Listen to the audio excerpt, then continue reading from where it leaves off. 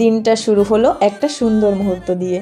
আজ 2 জানুয়ারি আমার শ্বশুরমশাইয়ের জন্মদিন, তাই আমরা সকালে একটু সারপ্রাইজ প্ল্যান করেছিলাম আর যথারীতি সাকসেসফুলও হয়েছি। তারপর আমি আর আকাশ একটু বেরিয়েছিলাম, কিছু কেনাকাটি ছিল।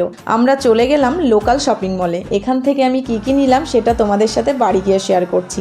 তারপর মিয়োমোর থেকে বাবার জন্য কেক ও কিছু ফুল নিয়ে নিলাম।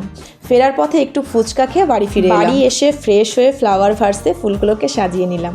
এবার চলো তোমাদেরকে দেখানো যাক আমি আজ কী কিনলাম। তো প্রথমেই দেখাই এই কফি মাগের সেটটা, এটা আমার ভীষণ ভালো লেগেছে।